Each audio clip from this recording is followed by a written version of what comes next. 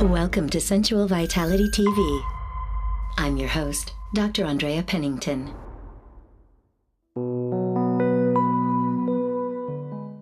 Welcome to Sensual Vitality-TV. I am Dr. Andrea Pennington. Today I'm having a conversation with Dean Griffiths. He's also known as the Soul Whisperer.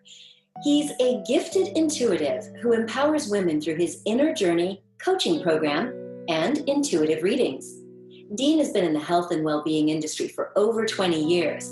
He's also the founder and CEO of Energy Fusion, the first interactive corporate health and well-being platform, which gives members the tools they need to empower themselves to take charge of their own health. And that's what we're going to help you do. Take charge of your own health and perhaps your orgasm. Dean says that we have to take responsibility for everything that has, is, and will happen to you in your life. Because what you don't own, you can't change. Now, before you click away or start yelling at me like, okay, wait, all the stuff that's happened to me was outside of my control. Well, Dean says the problem is not your problem or what happened to you. It's your attitude about your problem that is your problem. And it's also about the stories that you're telling yourself about your life, about your body, about your relationship, and anything that's happened in your life. All of that is in your head. Now again, don't click away, because I know that saying that this stuff is in your head might set you off, but it also gives you the ultimate power. Because if something is lurking in your subconscious mind, or it really is a matter of mindset, then guess what? You can make a shift. And starting today, we're going to find some clever ways to get the body, the brain, your mind, your soul all in alignment so that you can live orgasmically. So, Dean Griffiths, the Soul Whisperer, welcome to Sensual Vitality-TV. Thank you, and what a lovely introduction. Well, it's lovely to connect with you. You know, I was excited when I met you a few years ago, and you led us through some exercises on the beach. Where were we? What country were we in? We were in Holland. Ah, yes. Okay. Outside Amsterdam, yeah. We were on the beach, I think 6 o'clock in the morning. I was getting you to do some deep squats and some breathing, and it was amazing. And crawling. And crawling, of course. Yes, because you believe that we really have to get on different levels and really get our bodies, engaged, right? Yeah, it's going back to primal. It's going back to being a baby again. Our brain is constructed by movements. That's why we've got a brain for in the first place. I remember reading about a type of fungus that when it's born, it has a brain, but once it finds its home, it actually consumes its own brain and spinal cord. It shows actually our brain is so important for movement. So movement is always a big part, whether you're trying to change your mind or change your body, movement in some ways can be really important for that. Well, let's talk about that link between the mind and the body and the brain. So what you're saying is those exercises that we were doing were not just to stay limber, but that we can actually tap into our body's wisdom about what's lurking in our subconscious or unconscious mind? Yeah, absolutely. Most people are now probably aware that the first 7 years of your life, you're creating all these habits and behaviors through the environment around you. But the other thing is that, from early on, your brain is actually developing through movement. So if we look at babies, when they first start to move, they use the same arm and leg on the same side. So they're only using one side of the brain. And as they start to integrate that more and more, they start to use the opposite arm and leg. This is using both sides of the brain. So this is how we start to learn as babies. And then once the brain is now working with both sides, there's still a big theory around we're only more dominant on one side than the other. But again, that's been debunked before many times to show that actually we have to use both sides of the brain at the same time. So actually using both sides, our left side of the body is governed by our right side of the brain and vice versa. So by moving both sides of the body, we actually integrate the brain fully into all movements, into everything we do, including our thinking and our behaviors. So let's talk about that then. Let's talk about how we can influence some of our behaviors. As you know, one of the things that came up with a lot of people sending in questions was, how do I get past trauma whether it was a bad breakup, someone who cheated on them, or they actually experienced sexual abuse in their life. And they're finding it hard to really be in the present. Like, they've been to therapy, so they've done all the intellectual reasoning, and maybe they've even looked at forgiveness practices, but yet and still they're finding this block. Can you talk us through how we might access the subconscious to really get clear so that our bodies can be in alignment with our heart? It goes back to something that we do naturally anyway. So, whenever people are stressed or they're wound up emotionally in some way, we often go for a walk or we go for a run. Yeah. So we're actually doing things naturally. So we're not even conscious that we're doing it half the time. So we're actually things that we can do, like go for a walk, go for a run, which allows our brain to recalibrate. Because what that does, that allows our subconscious mind to kick in and go, okay, what's actually the problem? And we can actually resolve the problem. So one of the big things that I teach most of my clients is to ask questions. Okay. So most of the day we go about our day, 90% of the thoughts that you have today, you had yesterday. So when you start asking questions from the moment you wake up, so often questions like, what can I do different today? Who can I help today? Who can help me today? What it does is your brain's now looking for answers. It's now searching for that. So if you keep asking these questions, answers will come back to you, whether within thoughts, or actually you may even get images come back to you in the world around you. So remember, our world around us is also a reflection of our mind. If you're on a busy transport system going to work, and you find that you're irritated by everyone around you, then we know that your state of mind is also uncomfortable. Sometimes you can be in the most hectic place but feel really calm. That just lets you know that your state of mind is also. So we use both the environment around us and also our own thoughts. So asking questions is a great way of starting a day. And then throughout the day, keep asking those questions, because the answers will come. Your brain is actually governed to actually go and search and find the answers that you're looking for. The problem is that we ask the same questions all the time. We think the same things over and over again. And 60% of our thoughts are actually negative. So what it does is we get back and think, now it's easier for our brain to take on board the negative thoughts than it is the positive. Right. For a positive thought to be taken into the brain, you've got to be thinking about it for at least 12 seconds. So it takes time for this actually to happen in the brain. So we have to keep asking the questions, and then adding things like affirmations and statements and reading positive things also then influence that as well. So it's a combination of our thinking, but also using the outside world. So this is where the movement comes in really well. So often I'll get people who are used to just getting up, going straight to work, sitting at their desk, and then into their day. I say, okay, we're going to break up your day. You're going to go in 15 minutes earlier. You're now going to walk. So if you take a train or bus into work, you get off maybe one stop beforehand. And you're going to now walk into work. And while you're walking, you're now going to be more conscious about what you're thinking about. You're going to set your intention. Another really good thing to do is to visualize. Because remember, everything that's happening around us comes from how our brain visualizes that. So, your eyes, for instance, if we look at actually how the eyes work, they actually see things back to front, upside down. But it's your brain that then interprets that and then puts that into the world that we understand and see in front of us.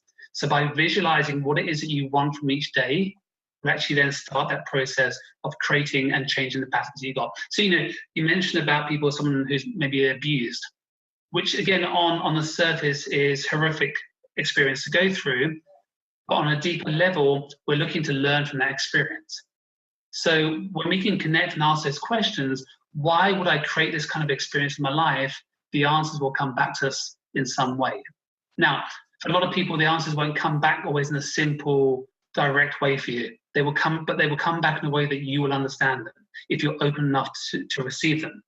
So by asking those questions and visualizing what it is that you want. So if you've been abused, the thing is, there's a high chance that you're going to invite more abused partners, whether it's your partner or whoever, into your life in the future. So if you can now visualize what it is that you don't want, or actually what you want more of now in your life, well, then you're going to invite more of that into your life. So it's that combination of using your thoughts, changing your habits and behaviors. So this is where you can break up, going back to that movement. That's why a lot of people who exercise in the movement are actually more productive, they're more upbeat for the rest of the day. Because that movement, going back to that cross brain that we were talking about before, that actually allows their brains to recalibrate. And often you listen to good music, so music's another great one, which we can talk about as well. And it's kind of makes a big difference is that if we can change our habits each day, even if you just change one thing, start to make, or even have a ripple effect over the rest of your day. You know, it's that old thing is, if you have a bad breakfast, I guarantee that your lunch and dinner probably won't be as healthy. If you start your day well with something healthy, then your lunch and dinner will probably be more healthy than it would be normally. So if we sort of break this down, what I hear you saying is, first of all, it's shifting just the tonality of what we're saying. So, and adding movement, because I think if someone were in a normal situation, if I've just had a bad breakup or I'm still feeling like I can't put myself out there because of what happened in the past, most of us would just throw ourselves into our work, right? So we would just go to work. We might skip the yoga class or the fitness thing. We might just grab that muffin and coffee instead of sitting down and having a proper meal. So there are a couple of things that you've mentioned. One of them is the movement thing, which I think, of course, is key. So rather than sitting down and processing, okay, right now I'm going to take this next hour and work on me because I have this issue. You're just saying, let's just integrate it into the entire day. Like, let's set the framework as, okay, brain, subconscious mind, all of you, you can solve this problem, but let's do it in a conscious way. So that rather than like sitting in therapy, you're saying, let's just orient our whole day to get those cues and those messages and get our body and our brain in the most healthy state possible. Exactly. Yeah, exactly right. Because you can sit and think, you know, your body doesn't know the difference between thinking and actually doing an action. It's the same thing for your brain. It will release the same chemicals and everything. But the thing is that when you integrate it with some kind of movement, you're now actually engaging the brain and the body together. So again, because we still talk about them in science and medicine as two separate things, but actually they work together, right? Right. So you can do your affirmations, for example, sitting in front of meditation, that's fine. But I've actually found it's more effective when you actually create movement and do your affirmations. So if you're going for a walk and then you're using some kind of affirmation, I love myself, I appreciate myself, whatever your affirmations are, as part of that movement, all of a sudden your brain can take that information a lot quicker and actually integrate it into your system a lot quicker than it would be if you're just sitting there in a meditation. So it doesn't say meditation is bad, it's saying there's different ways that you can actually really get this into your body, because we can only meditate for maybe 15, 20 minutes a day. So if you then incorporate the movements on top of that, you're now adding more ways that your brain's taking information. Remember, our brain's taking information all the time. It's constantly on. Even when we're asleep, it's taking information in. Even if you're not aware, your brain is taking information in from things around you that you're not even looking at or even listening to, but your brain's taking that information in. So the more we can become aware and then use that movement with affirmations or thinking about positive visualizing, then we can integrate that and actually use it more effectively. Now, what I've heard from you before, though, is that just reciting affirmations isn't going to work if something in our subconscious mind doesn't believe it. Like if I say, okay, every day I'm getting healthier or stronger, or I'm attracting, my ideal mate. If there's still something in our subconscious that says, honey, you don't deserve it, you're not good enough, or you're too fat, or you're ugly, or whatever. So how do we address that lack of belief? Okay, so this goes back to what you were saying before, is that you've got all these patterns. Remember, pretty much all of our actions every day are running by our subconscious beliefs, which are governed by those first 7 years, all those interpretations and patterns that we took about life and what our parents were showing us and the world around us was showing. Now, the thing is that we have to become now conscious, first of all, that we want to change a pattern. So that's great. So the affirmations are good, but if you're not actually integrating and actually taking action in some kind of way to change that pattern. So often I work with a lot of clients who have done a lot of personal development work. They've been on all the courses. They've done a lot of the positive stuff, but the patterns aren't changing. Right. So the way that I describe it is that what you've done is you've updated your software. So say, for instance, you were Windows 7, you've now updated to Windows 10. Mm-hmm. Right, so you've got Windows 10, so you know that things should be changing, and I know what I should be doing now, whether it's a relationship or whatever else you're focusing on. But the problem is I've got Windows 7 still running in the background. So my negative beliefs are still coming in. So the thing is, when you take out the Windows 7, so that Windows 10 is running on its own. So this is where crossing over with the brain is really collective and works really well, is that the walking, which I mentioned, because you're already integrating the brain, so we're doing it naturally straight away. That's why, for me, using affirmations while you're walking and moving will actually have more effect than just sitting in front of a therapist and just doing the work. So often I will give my clients the same affirmations and statements to use as they go about their normal day-to-day movements, because they find we're doing the work on the subconscious mind, but we now need to integrate it. So most people do all this work, but nothing changes because you need to go through experience. So our brain needs some kind of reflection back to itself to let it know that it understands, or you understand what it is that's changing the brain. So it's always a mirror effect of your world around you. If you keep going back out into your world and seeing people, like, you're surrounded by friends who've got bad relationships, then we know that you're still in that wrong environment. So the idea is we've got to change our actions. We've got to change our habits of the people that we spend our time with. And often we've got to change our whole environment sometimes. I've actually had one client who actually moved to a whole new city just to get into the right relationship.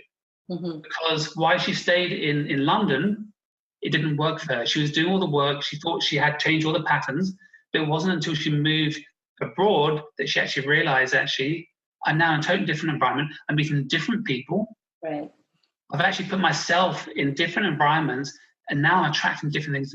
Now all that work that I've been doing in my subconscious mind is now actually being integrated more, because now I'm actually taking action as well. So thoughts are great, and we need to change those, but it's the action that actually then complements it. So, I say to most people, you can do all the work, but if you're not going through any kind of experience where you're actually using what you've learned, then all you got is just a new program that's running behind it in the back of the mind.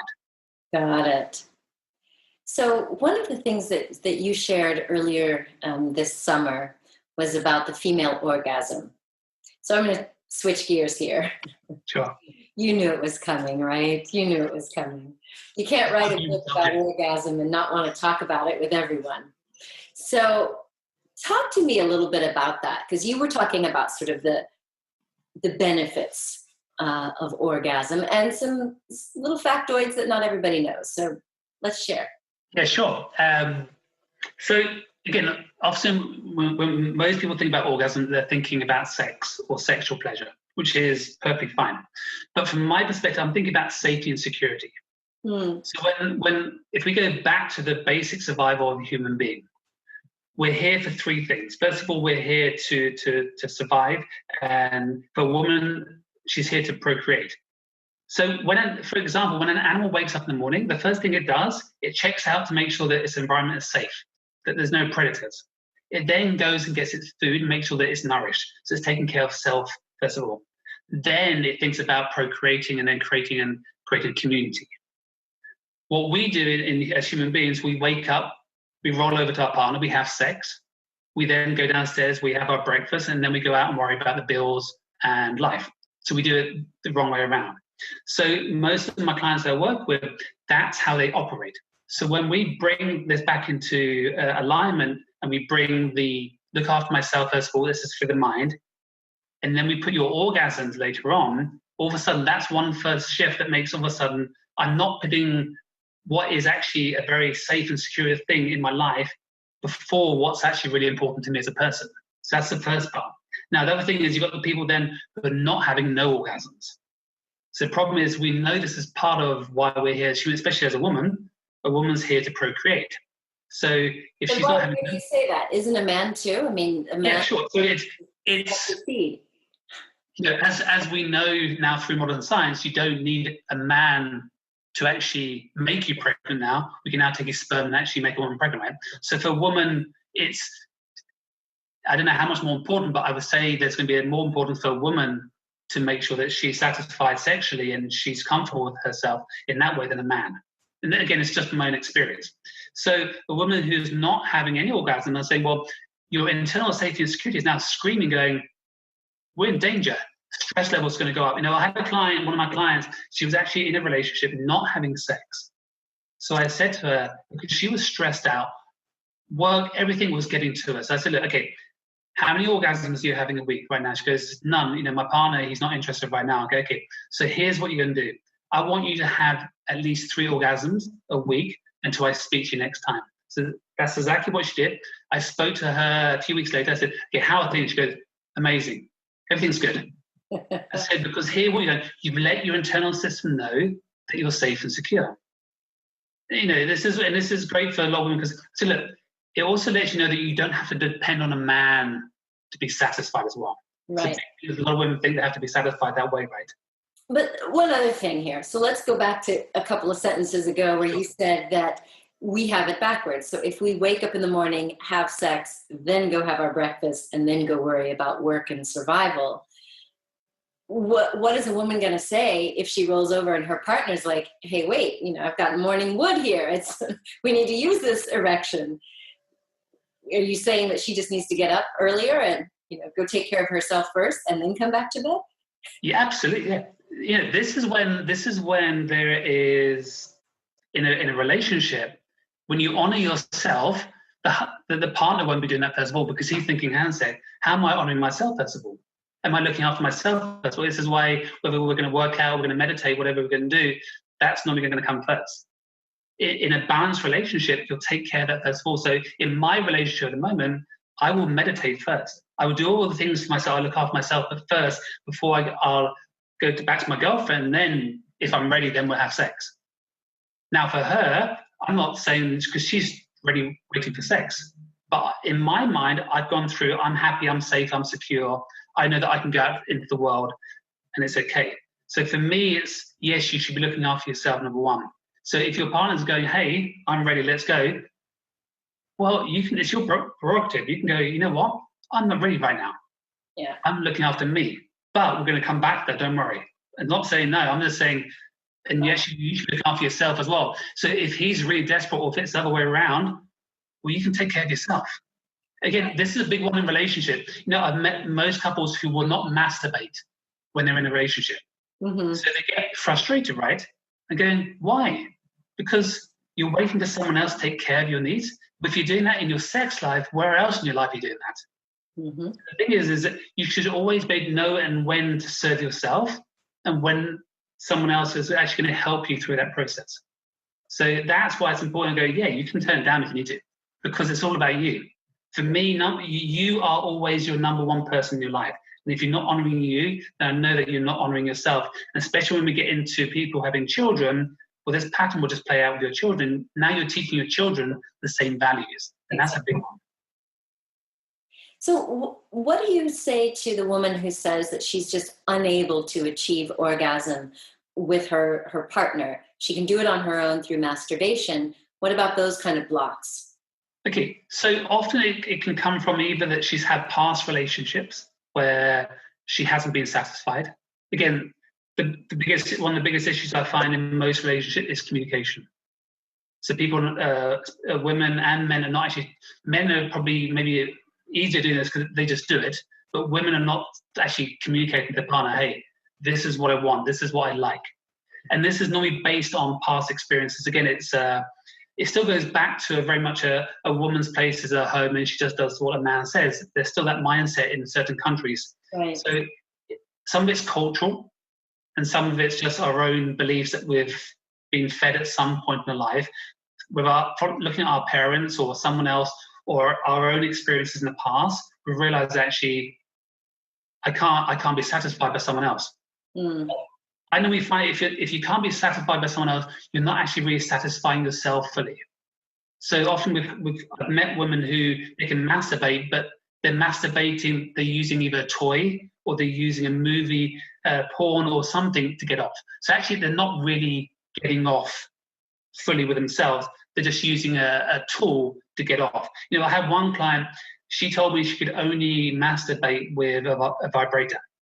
So I set a challenge. I said, okay, I'm going to set you a challenge. Now, this woman loved challenges, so I knew it would work. So I said to her, I want you to get rid of all your toys.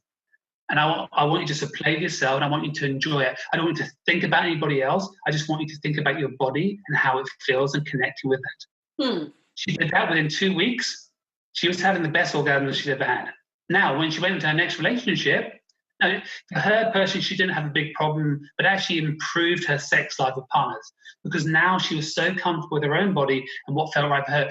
Now she could communicate to other people, let them know, and actually she was more receptive. So, your body is a sensory being, right? Right. So if we're blocking it emotionally on any level, it doesn't matter how much someone stimulates you, you won't feel it fully because you haven't opened up to it. So a lot of women, I always say, look, the first thing I want to do once your partner's engaging with you, I want you to open up your heart. Now you're actually accepting that person and fully into your heart as well. So you just imagine that your heart right here is literally just opening up. But that sends impulses right back down through our vagus nerve, which is down through our down to the genitals, which then opens up all this possibility of things happening. Now, keeping that heart open is quite hard to do. But actually, there's a lot of the ancient techniques, actually, they talk about actually as you're about to orgasm, you can actually imagine that energy coming back up through your spine and out through the heart, and actually even back up into the crown chakra. Yeah. So I tell women to start off doing, when they first start having sex, start opening up that heart chakra as you're engaging as you're building up to the sex, because what you do, you start inviting all the senses in more and more. Now the senses are more heightened. Now they can feel things a lot more and a lot deeper. So that's a combination that I normally use with a lot of my clients. So it's almost, it's like baby steps into Tantra. Yes, exactly. I'm a big fan of Tantra, but I think, especially in the Western world, there's a lot of emotional lack of understanding of actually what it is that sex and orgasms is all about. And that's why I talk about it in the terms of safety and security, because once we take the sexual part away from it, we go, well, this actually makes me feel better. Well, then actually I'm not thinking about, I must get off or I must get someone else off. Is that actually I'm enjoying it for what it is. There's a lot of women who can't orgasm because they're so pent up on having an orgasm. I go, you're just blocking it straight away. Yeah. So go, let go, stop even thinking why. I had this conversation recently with a client about oral sex. She couldn't get her boyfriend up. I said, okay, I want you to let go of it. Because if you keep focusing on trying to get him off, the thing is, he's going to tense up because he's aware of it on some level, and you're going to tense up, and it's never going to happen. It took her like 2 to 3 weeks, but then all of a sudden it happened because she started to learn to let go and just enjoy the process. If things happened, it was fine. If they didn't, it was okay. And her partner was happy with that, and it actually worked out for both of them. Yeah. So it's very much, we've got to get out of our own way, because those stories that we told ourselves in the past, which we know are not even true, we know how the brain now works, that even your past stories are not actually true because your brain doesn't take all of the information, it fills in the gaps. Yeah. Your eyes are like a camera, they're just taking all these images, and then your brain goes, okay, we're going to fill in a gap based on a past experience, and we're going to create a movie in your head. So all those past experiences are not true stories anyway, and each time you remember a story, you're only remembering the last time you remembered the story. So each time we're diluting the story in some way each time. So your memories are always changing, your stories are always changing. So if you're going to hold on to those stories, great, but just remember, the stories are not actually true. They're just a version that you're trying to hold on to serve you in some way, which is okay. But just remember, you can change that story whenever you want to, because it's changed anyway naturally over the years by you remembering it in different ways. So it's being able to, most of it's about letting go in the mind of what you think you thought should happen in a situation, because it's not. Every single partner we have, we engage with them in a different way. We try and do it based on how we did it with the last partner. Oh, well, that worked for so-and-so before, but it doesn't work for this person. Why not? Well, they're a different person. So then you let go and go, and actually have a conversation. Well, what do you like? What do you actually enjoy doing? That's a big one. A lot of people actually won't have conversations around sex. They're scared to go, oh, they're probably going to ask something that I can't do, or I don't want to do, or, okay, once you've had a conversation, you go, okay, this is what I'm happy to do. This is what I know that this is important for you. We will compromise. We will find what works for us. And there's always ways around it. But once people start having those conversations, well, a lot of those barriers come down quite quickly. And all of a sudden, sex is not a problem for a lot of people.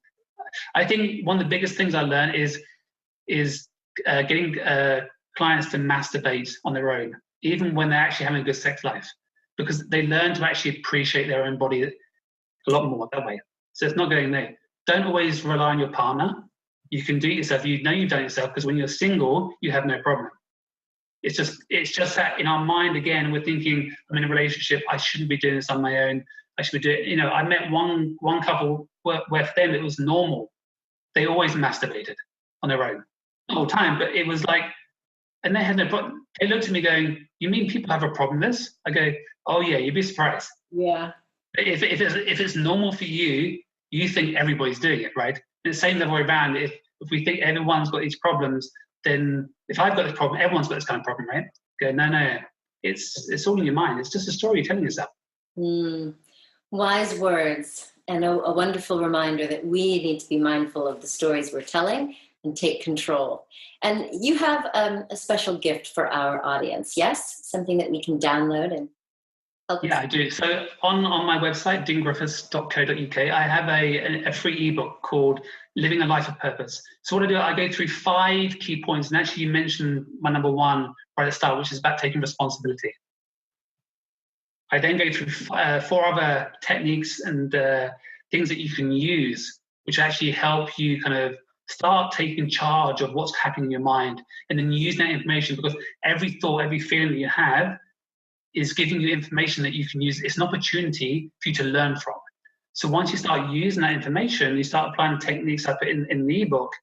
I can see a lot of people, I get emails come back from people who've used it and go, wow, I didn't realize actually that's simple to change my thought process. Mm-hmm.